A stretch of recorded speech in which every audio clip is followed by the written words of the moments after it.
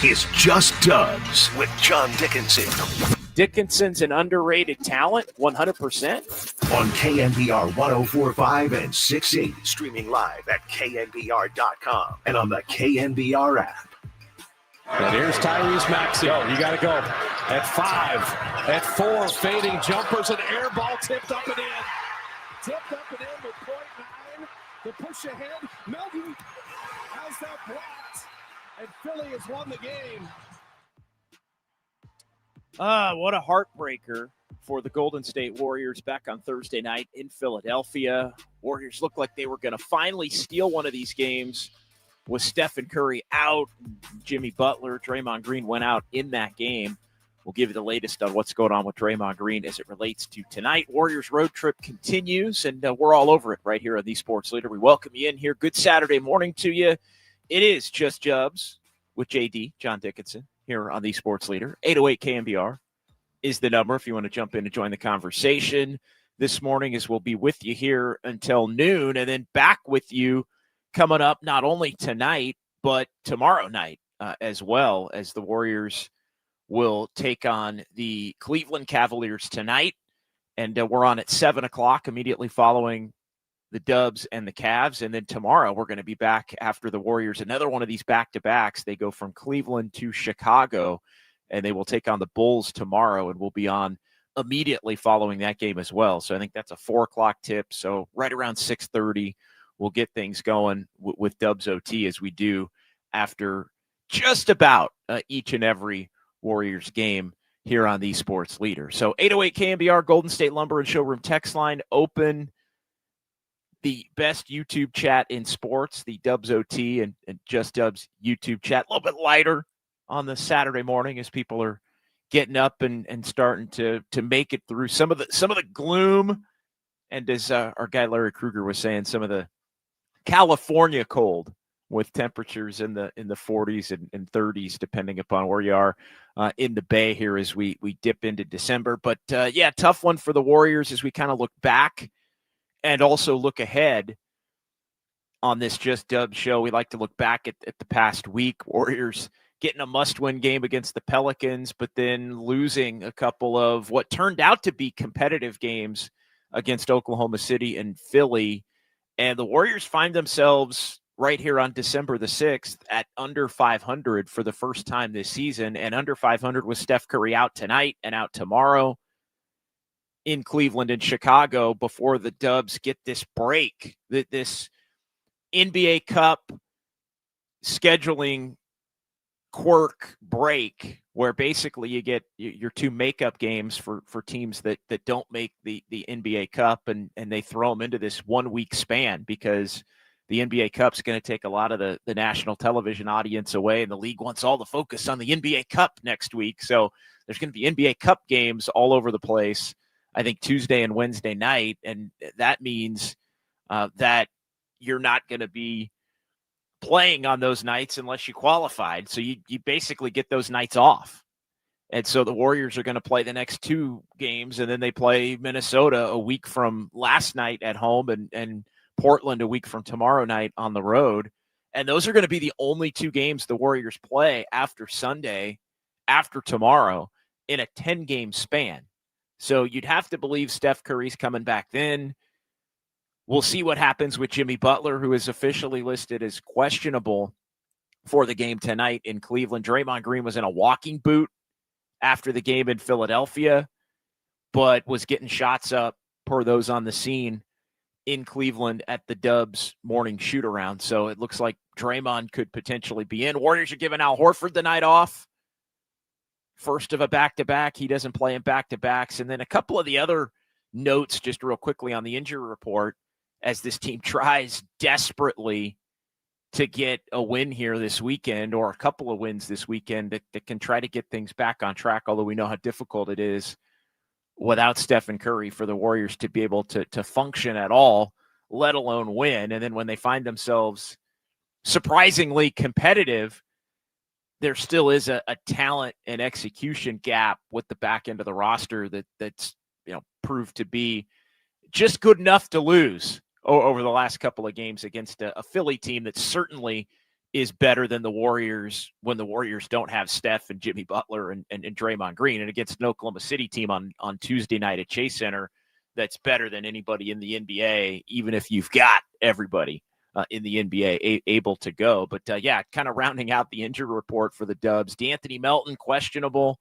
I'm interested to see what the Warriors do with Melton in terms of back-to-backs. They haven't ruled out the notion that he would play in back-to-backs.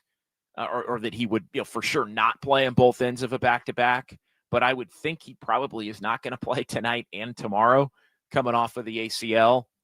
And wow, he looked really good in the game in Philadelphia. And it's interesting as D'Anthony Melton and Seth Curry both join the team this week and get back onto the court. And Seth officially signed last Sunday, and he ends up, playing in these two games against OKC and against Philadelphia. Seth Curry also questionable with some right toe soreness. So I think while D'Anthony Melton most definitely can help, and I think is a fourth closing type player for the Warriors, and you saw it. I mean, his ability to defend, his ability to attack the basket, his ability to just be a steadying influence for this Warriors team. I mean, he is a young, prime vet, 27 years old, that can do some things that really play not only in a game like his first game against Philly on Thursday night, but play up even more in games where this Warriors team's going to have Steph and Jimmy and Draymond. So I think the Warriors are excited about what they were able to get from D'Anthony Melton. And I think they were excited from what they were able to get from Seth Curry in the game against OKC. The issue is neither one of these guys at this particular point in time are going to be a cure-all for what ails the Warriors. I mean, again, we're talking about a guy coming off an ACL that's on a 20-minute-a-night minutes restriction that probably isn't going to play in back-to-backs. So as much as you or I or everybody would think that D'Anthony Melton is awesome, and he is, and great for the Warriors to be able to get him back into the fold, he is not someone that is going to be able to night in, night out, lead this team and be one of their four best players because of the minutes restriction, which I think will definitely grow as time goes on here as he comes off the ACL, but also, the inability to play in some of these back-to-backs. So he is a big game player. He is a 16-game type playoff player if the Warriors can get there, but they're still going to have to get there.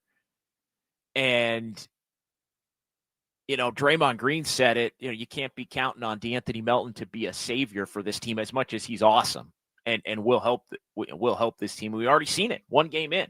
He's defending Tyrese Maxey at the end of the game. He forces him into an air ball in a game the Warriors really had no business winning, while at the same time probably should have won after they had built the 4-point lead in the closing minute and couldn't get the ball inbounded. And again, it's execution, but it's also, I think, inferior talent at that point that often doesn't allow for these teams to prevail. So D'Anthony Melton comes back. Seth Curry, better first game than second game, but Seth Curry even. And the reason I bring him up right now is he's questionable. And, Seth Curry's had an inability to consistently stay on the floor throughout the course of his career, even after he's made a career for himself. Brandon Podziemski's struggles continue. My goodness, Pat Spencer sparking both comebacks from 22 down against the Thunder and 24 down against Philadelphia. But as we look back in an attempt to start to look ahead here, with the Warriors playing Cleveland and playing Chicago and then the 4 days off and 2 games in 10 days and all of that, we're 40 days away from January 15th still. And things are getting worse with Brandon Podziemski before they potentially get better. And things are reaching rapidly a point of no return that really should have been obvious to anyone and everyone as it relates to Jonathan Kuminga. He has been awful, minus a couple of buckets against the Pelicans a week ago and a couple of rebounds in the third quarter against Oklahoma City.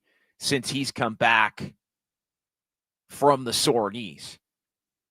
Brandon Podziemski's getting closer to unplayable.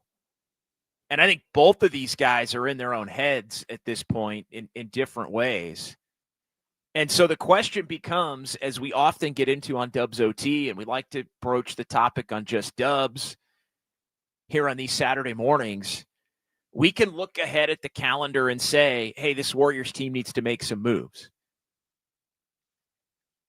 And things are getting worse with Podziemski.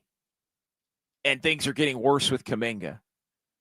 But the reality remains, what can this team do in the next 40 days before January 15th to help stabilize this thing to a point where making those trades even matters? Because you look up and this Warriors team, as things currently sit, they're in the position that they thought they were going to be good enough to avoid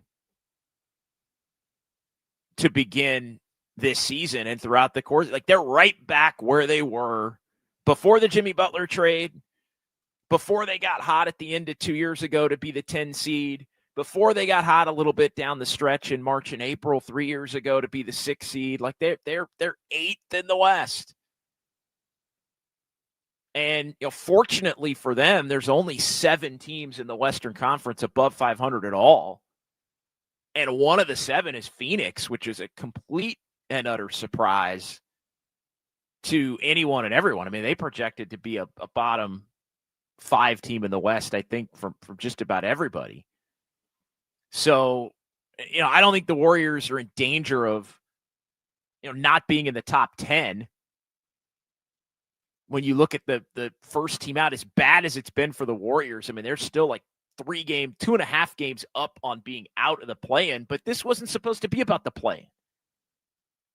This season was not supposed to be about the play-in tournament and being 8, and can you get to 6? And, oh my God, you're 10, can you get to 8? And then have to play 1 or 2 games just to get the right to play Oklahoma City and get beaten 5. Where you get blown out probably in 2 games. Like, that's not what this year was supposed to be for the Warriors. So I know there's many reasons for it. But you look at this team, I was thinking about it. And yes, we'll get into the Giannis trade rumors. Yes, I'm going to go through every player within about a $2 to $3 million range of Jonathan Kuminga's contract. I'm going to go through every player that has a tradable contract that would work in terms of salary match with Jonathan Kuminga, because he has to go. We already knew it. But, I mean, this thing is beyond reproach with Jonathan Kuminga. I don't know if he's hurt with this knee thing, but if he's not hurt, he's quiet quitting on the Warriors. And the whisper, the quiet quitting is becoming louder by the game if he can't get it in gear. Because he is not driving the ball to the basket at all. He's settling for jumpers. He looks like a guy that's almost, bleep it. You guys made me the scapegoat, bleep it. I'm just going to come in and do what I do. I'm going to shoot jumpers. I'm not going to get to the cup. Rebounding will be here and there. I mean, it is a far cry from the player that was trying to do all the right things in the first, let's say, 7 games of the year before he wound up banged up. But I was thinking about it in this context. The Warriors were pretty good for about a week to begin the season. Like, literally, they were 4-1 8 days into the season. So they were good for about 8 days to begin the year. Win in LA, thriller against Denver, handle business against Memphis, take care of the Clippers. 3 games and 4 nights in Portland. They get blown out. Who cares? They're 4-1. So they played well for about 8 days. And then they stunk for a couple of weeks to the point where you got Draymond and Jimmy calling the team out.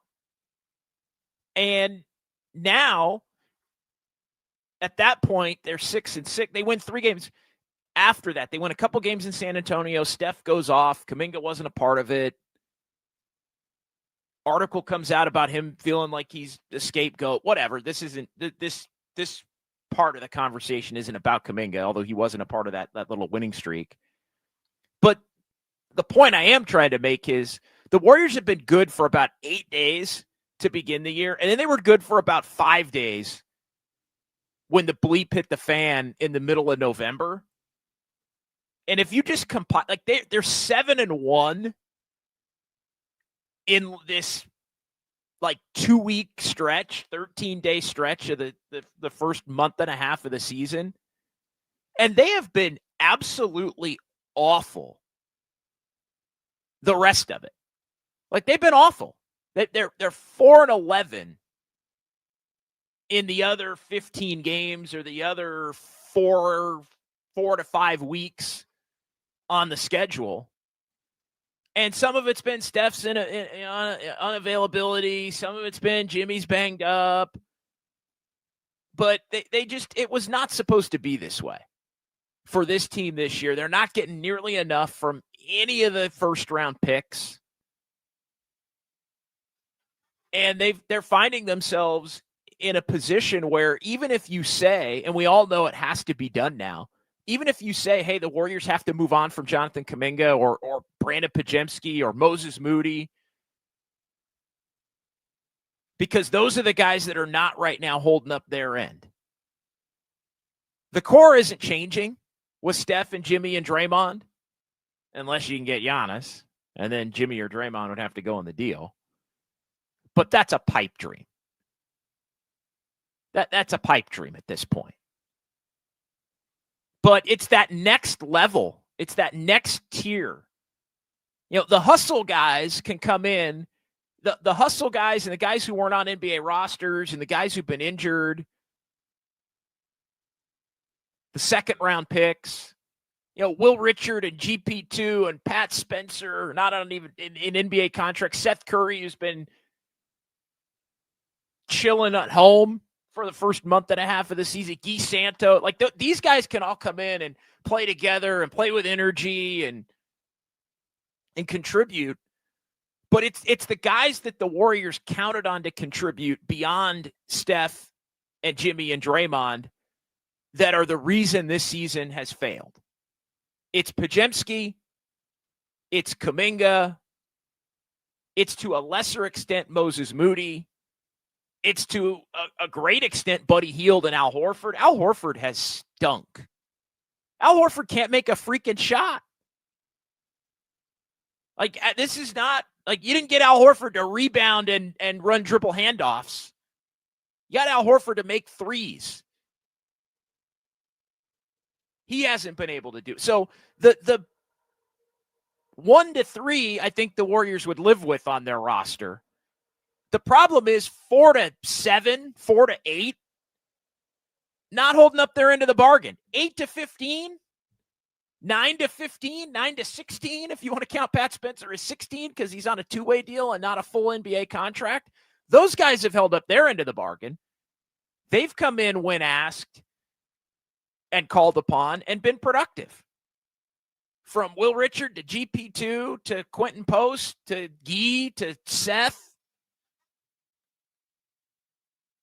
So the question very clearly becomes, how do you fix that 4 through 7? You know, 4, your fourth best player, fifth best player, sixth best player, seventh best player. Like, how do you fix that tier 2 type player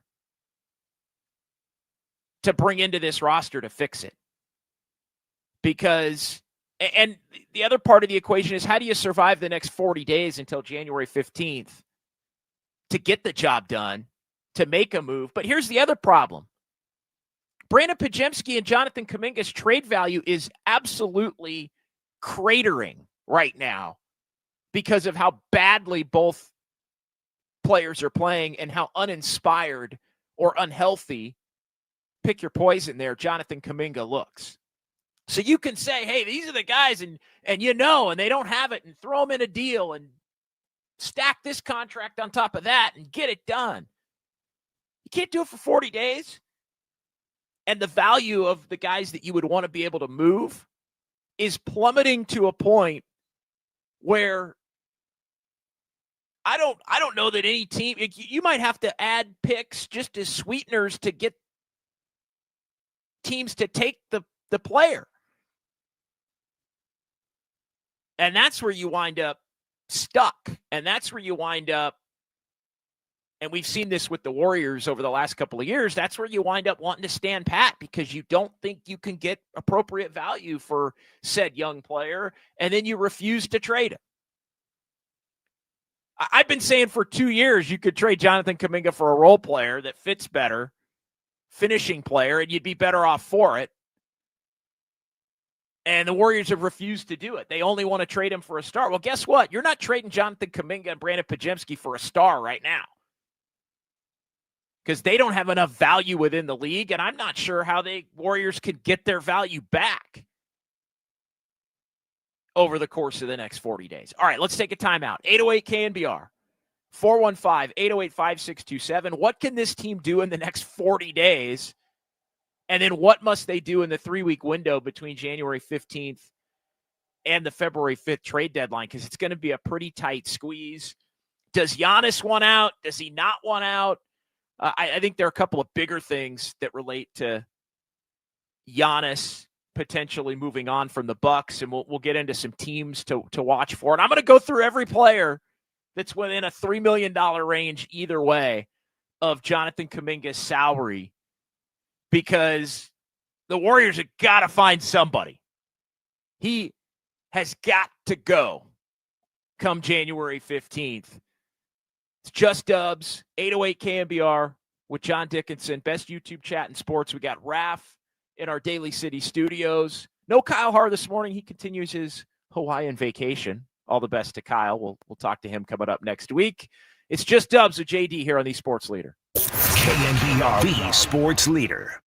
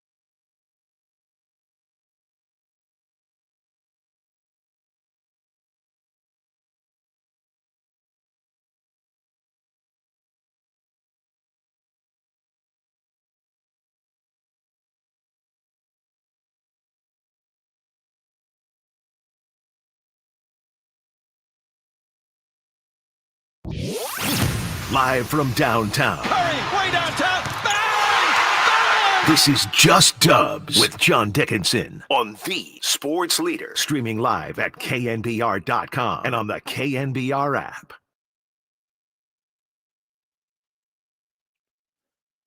Welcome back.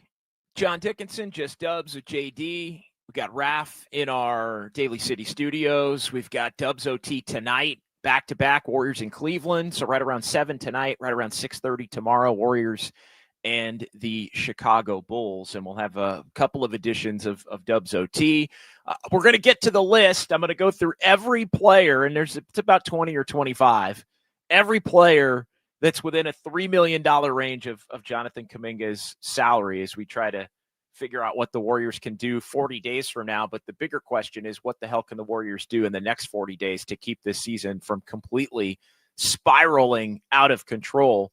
Because they're going to have to at least play the next 2 games without Steph Curry. And then they come back and they're going to play Minnesota and Portland, which aren't going to be a picnic. So as much as, and I don't think the Warriors have talked much because they know their record is not where they want it to be. So I don't think they've leaned into the, hey, this break can be really beneficial.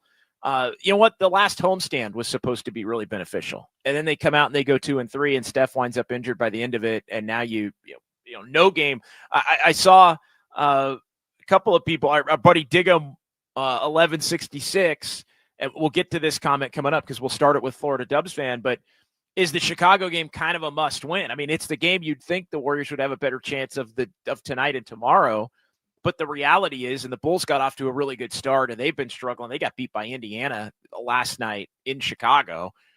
So, I mean, the Bulls are not playing well, but who would the Warrior, like, there isn't a team in the league, especially on the road, that I would look at, and you can say must win, need to win, all those kinds of things, but there isn't a team in the league I look at without Steph where I go, oh yeah, the Warriors are going to win that game, or the Warriors should win that game. Like, there's no games they should win. You know, you hope Jimmy can play and Draymond, and that gives you a better chance, but I mean, look at how hard they had to work against the Pelicans.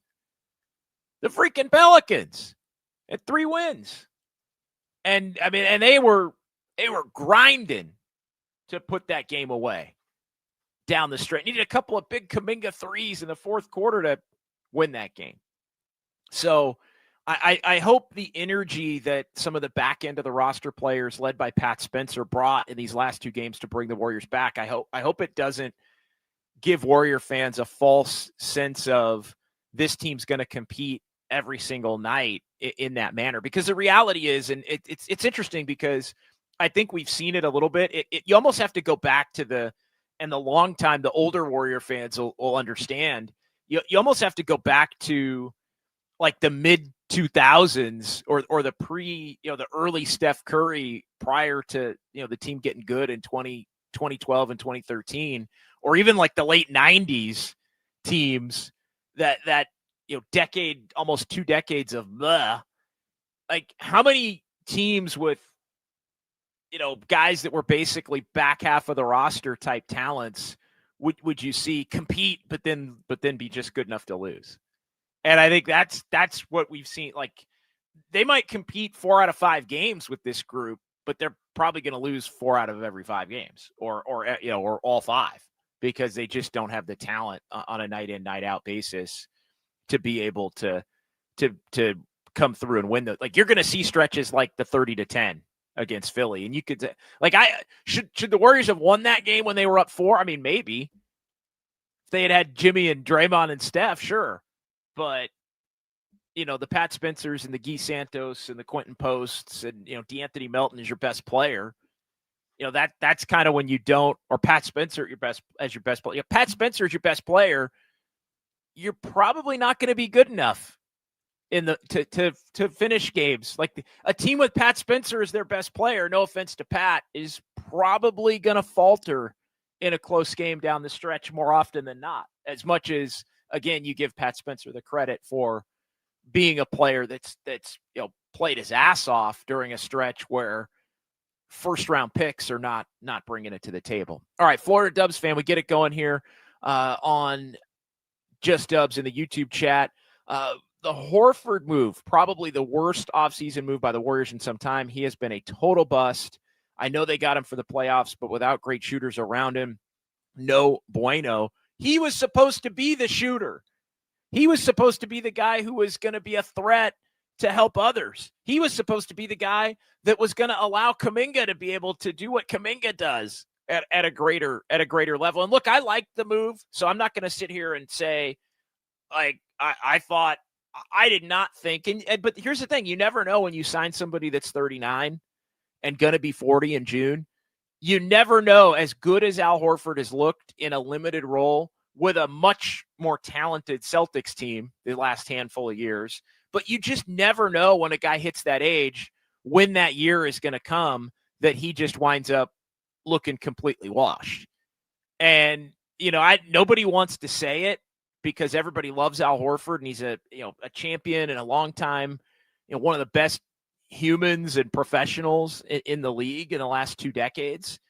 But Al Horford looks washed, and he's looked washed probably 85 to 90% of the time that he's played this year. He's helped them win a couple of games, but can you count on it? And I think the Warriors find themselves in a position where they're trying to give him opportunities to work his way out of it, and they think that over the long haul he's going to play better. But to this point, it hasn't happened. And if it doesn't start to shift, they're going to have to completely go away from him all the way, as the season goes on. And so, yeah, he's really hurt him. And again, I don't want to put it on him. This is more of a front office decision.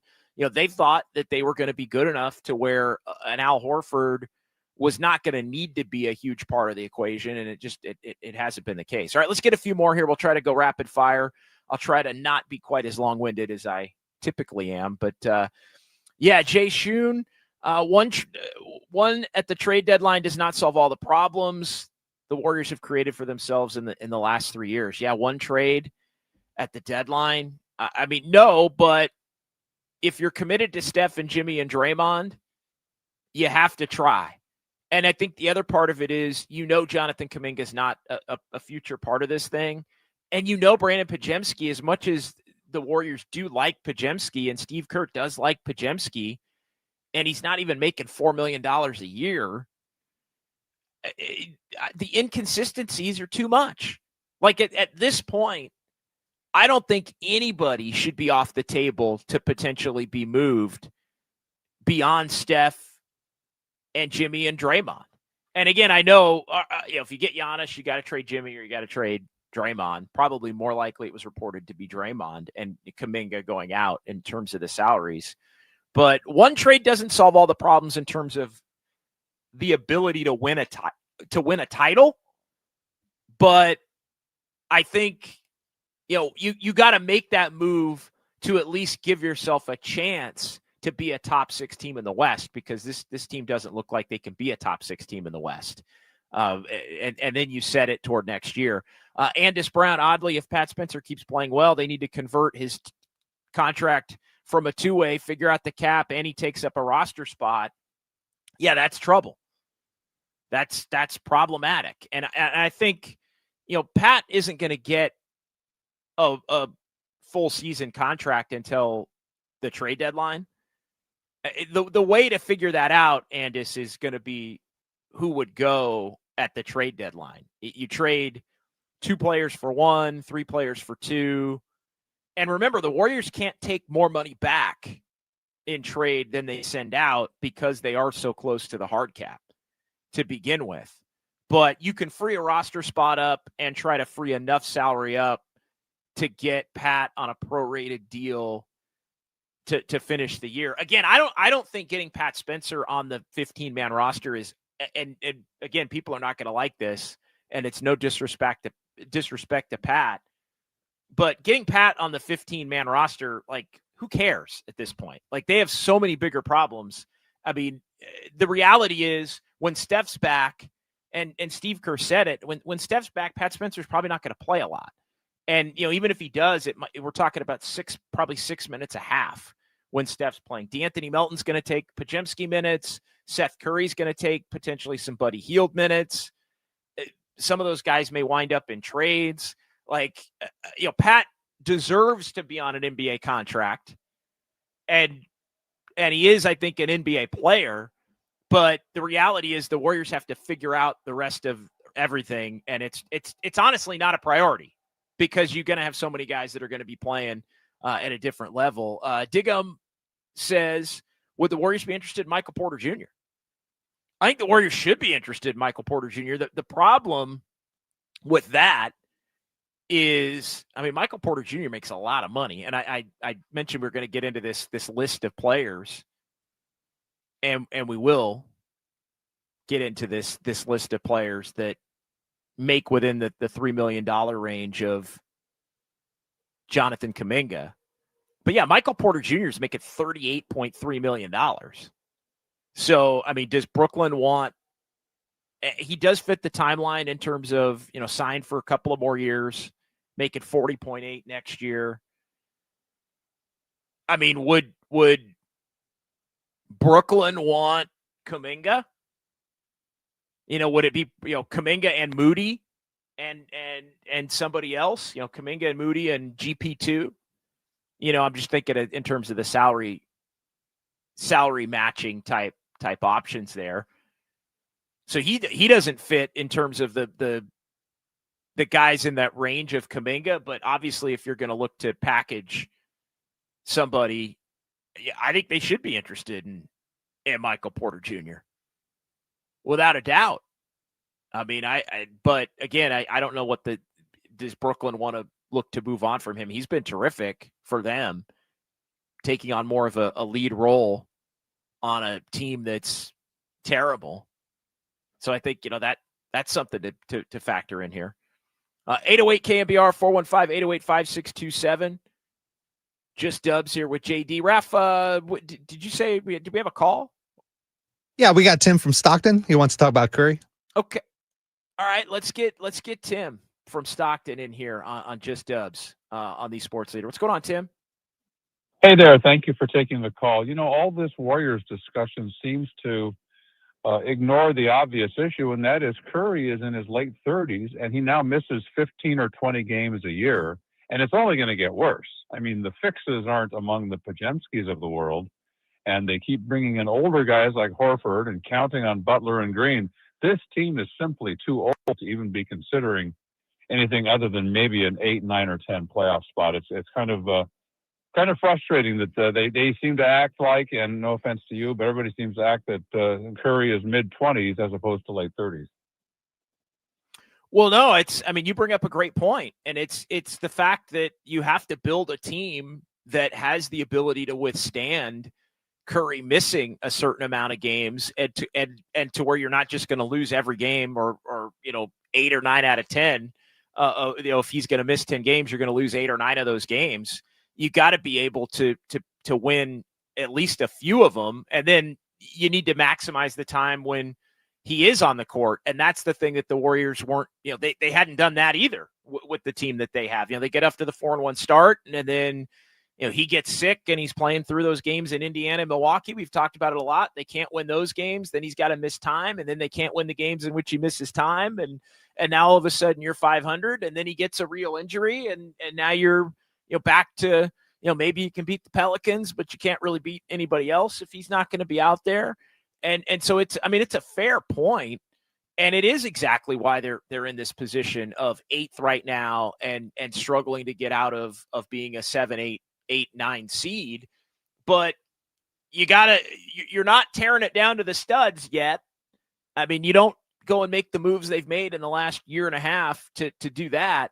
So you have to pick a direction, and the direction has to be continue to go all in to try and be as good as you can be in the shorter term, because when you have Steph and he is healthy, you believe that you can beat anybody in the Western Conference with maybe the exception of OKC.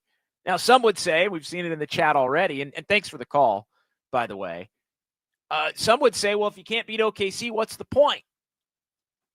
Our buddy Gene was talking about that in the YouTube chat early on in the program. Hey, nobody's beaten OKC. Well, that doesn't mean you punt on the season. because you're not going into a rebuild. So I think everything is focused on this year and next year. But what would you wait to do in the offseason that you wouldn't do at the trade deadline? Like, you were going to hang on to Kuminga till the offseason? Like that? No. I mean, it's all right. Well, then you're going to be the 9 seed. Then you're going to be the 8 seed.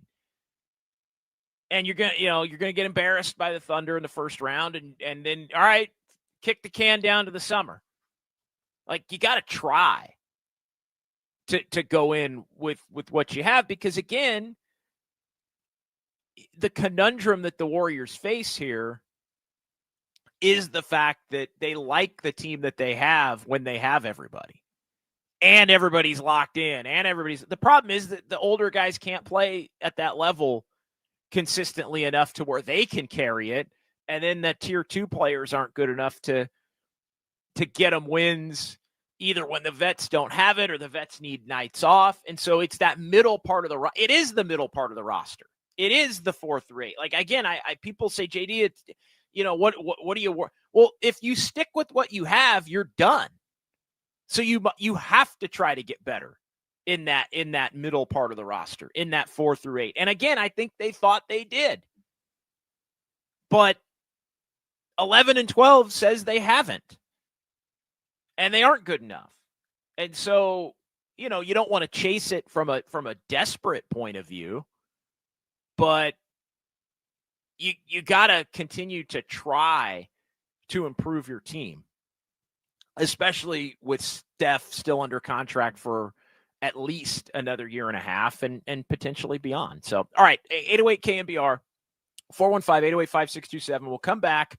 We are going to go a little bit beyond the noon hour here, but we do need to take a timeout. We'll get more in the YouTube chat, and I've got the list that I keep teasing I'm going to get to on the other side here. We'll run through everybody within a $3 million range of Kuminga's contract, as we're 40 days away from the Warriors' ability to move on finally from Jonathan Kuminga. It's just Dubs with JD here on the Sports Leader. JD on a Saturday just feels right.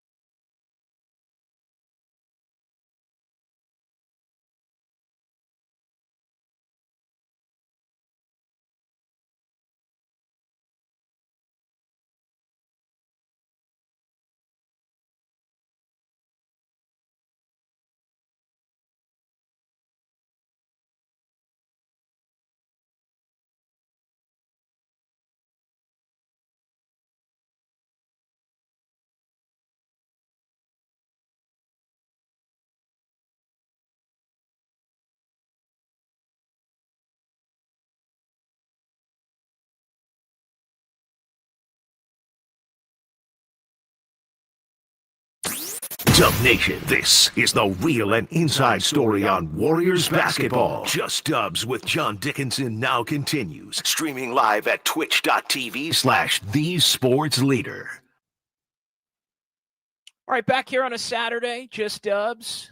Make sure you are locked in for Dubs OT tonight following the Warriors and the Cavs, and then we'll be with you again tomorrow after the Warriors take on the Chicago Bulls. So another back-to-back for Golden State. We kind of laid out the injury report as it stands here for the Warriors. Jimmy Butler, questionable, along with Draymond Green. Al Horford is going to be out in the first of the back-to-back, and then Seth Curry and DeAnthony Melton also questionable at this particular point in time for the Warriors, who have gone through their morning shoot-around in Cleveland, now into the afternoon here. And so we'll see who's able to be available for the Warriors in this game tonight. All right, 808 KNBR, 415-808-5627. Continuing on here, we'll get to some chats before we close up shop here. We will go probably about another 15 minutes or so here to wrap things up. But I do want to get to the list of players to keep in mind. And look, I've said this a lot during Dubs OT. I don't think that the Warriors Jonathan Kuminga trade is going to be necessarily a 1-for-1 type, one-for-one team, even just one team, two-team trades don't happen, right? But one player for one player trades don't happen in today's NBA. It's two-team, three-team, four-team, 8, 10, 15 like all these players get involved in different things. And I think, with everybody kind of knowing the timeline in this little 3-week window as to when the Warriors are going to be able to trade Kuminga and others with Kuminga. Others can be traded now, by the way, but it's if you're going to package players with Kuminga, obviously you have to wait till Kuminga's eligible to be traded. So, but just kind of as a reference point, I did want to go through the roster and the NBA contracts. I bring up the list of NBA contracts. Jonathan Kuminga currently is the 84th highest paid player in the NBA, 22.5 for this year. The team option for 24.3 next year in 26-27. Obviously, any team, the Warriors or another team, can opt out of that, and Kuminga could become a free agent, or they could look to try to do a deal with him if they wanted to sign him for longer term. But Kuminga at 22.5. So I wanted to run through just as a baseline here as we continue our primer on what the Warriors can do. Run through every player within a $3 million range, north or south of Jonathan Kuminga at $22.5 million. And again, I should point out, and I've done this a lot, the Warriors cannot take back more than they send out in any trade because of the hard cap and where they are up against the aprons and all of that kind of stuff. So we won't get convoluted, but they're hard capped to a point where they're going to have to send out. They can send out a little more than they get back, but it's pretty much got a match for the most part. So all right, Kuminga at 84, 22.5. Let's go. We're going to go directly above, and this will speak to the level of player and potentially. I mean, some of these guys are obviously not the player. Aaron Gordon right now. By the way, Aaron Gordon's on that list. Aaron Gordon's money he picked up and ended up being extended, but obviously he's off the table. But he's the next closest, and again, his contract will go up, and he's signed for the next few years. DeAndre Hunter, $23.3 million. Jaden McDaniels, $24.3 million. DeMar DeRozan. He's got a partial guarantee for next year. I don't think DeRozan would help the Warriors at all. Isolation-based player.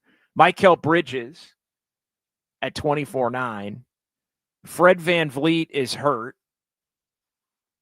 Bulls aren't trading Josh Giddey, who makes $25 million, and they just signed him to the four-year, $100 million. Miles Bridges, who's got some pretty ugly ugly baggage on a personal note attached to him. So I don't think he's somebody that the Warriors would probably look at because of that. But Miles Bridges, $25 million in Charlotte. Trey Murphy III is the one that comes up a lot. I think that's going to be a name to keep an eye on. But it's sort of like the Giannis conversation in that if you're going to get Trey Murphy III and you want to say, hey, Podziemski and Kuminga, well, yeah, Podziemski, Kuminga, and 2 first-round picks, unprotected, one unprotected post Steph. I mean, that to think that the Warriors can have the best offer for Trey Murphy when the value of Podziemski and Kuminga is so low right now, I think is a little disingenuous. But nevertheless, $25 million for Trey Murphy, he would be an absolutely perfect fit. Can you imagine the Warriors going with Steph, DeAnthony Melton, Trey Murphy, Jimmy Butler, and Draymond Green as a regular group? Like that team could get to a conference finals. That team, without a doubt, would be, in my mind, in the second round. And they'd win a lot of games in the regular season with that group. Miles Turner, that's another interesting, and I said this week as well. To me, if the Bucks are going to move Giannis, it's more the indicator that the Bucks would look to tear everything down to the studs, and maybe you could get in on some of the other players like Miles Turner, who's on our list at $25.3 million. Again, within $3 million north or south of Jonathan Kuminga. Nick Claxton, $25.3 million. Could he be somebody the Warriors would have an interest in if they look to go big? And so those are the guys those are the guys making within $3 million more than Jonathan Kuminga. So some of them, I think Nick Claxton, I think the Warriors have had interested in him in the past. He's got this year plus 2 more in his deal. Miles Turner's interesting for obvious reasons. He just signed the big deal to leave Indiana and go to Milwaukee. Trey Murphy III is a name that I think is a little bit more of a pipe dream. Miles Bridges has got off the court concerns. You're not going to get Mikal Bridges. Fred VanVleet's hurt. I don't think you want DeRozan. Jaden McDaniels ain't going anywhere. Now let's get to the players beneath Jonathan Kuminga's salary within $3 million. And there's some interesting names here. Kentavious Caldwell-Pope. Kyle Kuzma, who I can't even believe I'm saying this because I've never been a Kyle Kuzma guy since his time with the Lakers. I think he had success and got paid and was on a championship team as a young player. And I kind of feel like he's just floated around doing whatever he wants. Not the highest IQ type player. But at this point, if you said and Kyle Kuzma makes 22.4, Kuminga makes 22.5, I'd take Kyle Kuzma straight up for Kuminga at this point. I would. He'd help you more than Kuminga's helping you. And he's got this year and next year on his deal. Kentavious Caldwell-Pope, he could help. Marcus Smart, no. Naz Reid's not going anywhere. Vucevic, no. Dylan Brooks just got to Phoenix. He's not going anywhere. Cam Johnson just got traded. He's not going anywhere. So it's a smaller list in terms of the guys that are below. But the number 1 and 2 directly closest to Jonathan Kuminga's contract are Kyle Kuzma and Kentavious Caldwell-Pope.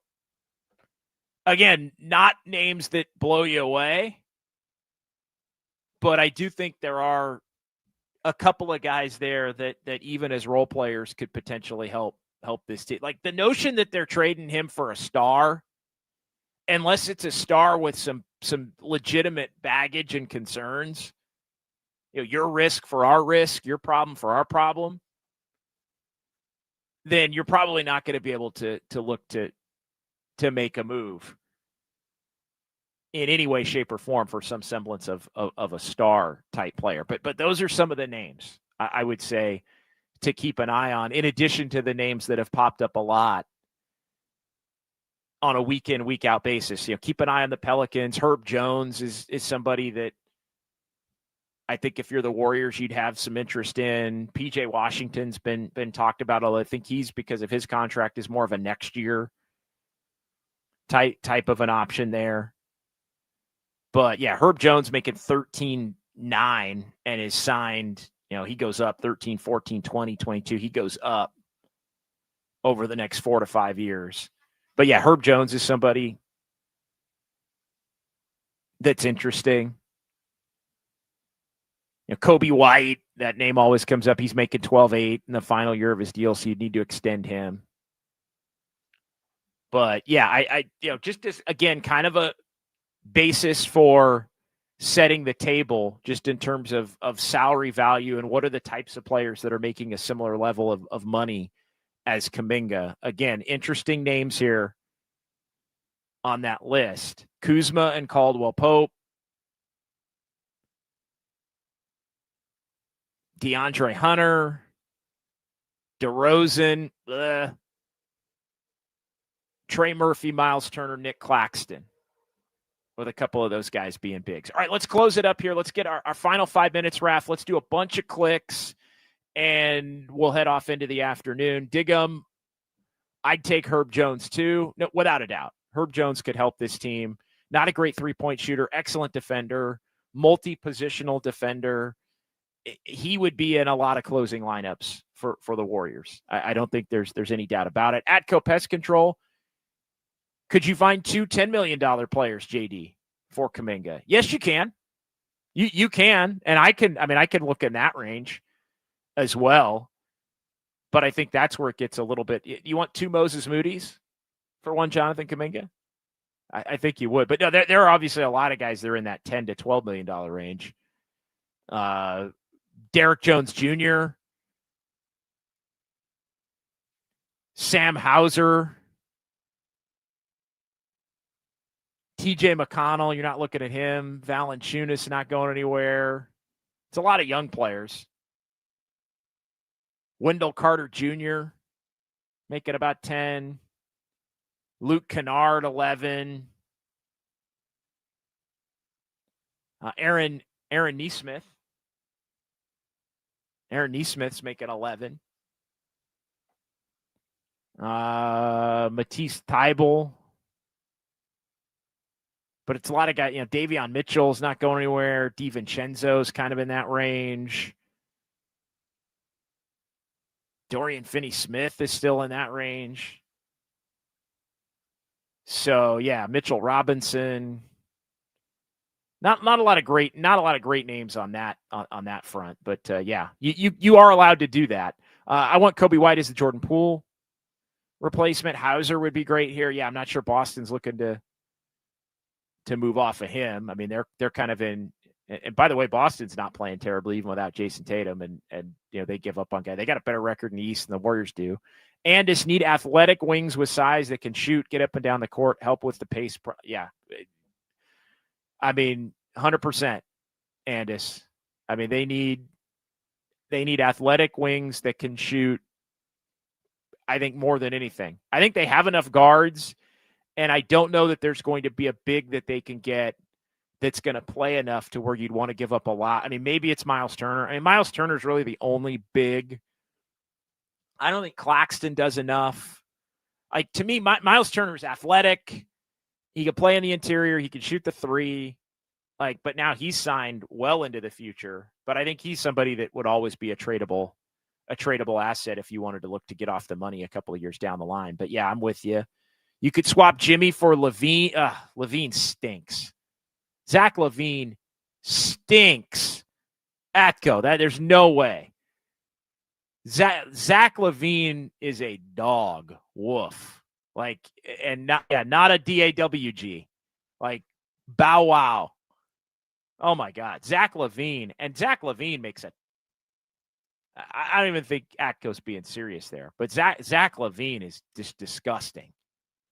You want a guy that doesn't try. Whew. Everything that fan that got kicked out of Golden One Center a couple of weeks ago said to Zach LaVine was 100% on point, and I applaud him. All right, let's get a couple more. They need to target guys that Toronto have or the Sixers played the other night. Yeah, I don't think you're getting any of those guys that Toronto's had. So, I mean, they're having a good year now. I agree with Florida Dubs fan from early on. JK looks mentally packed and ready to go.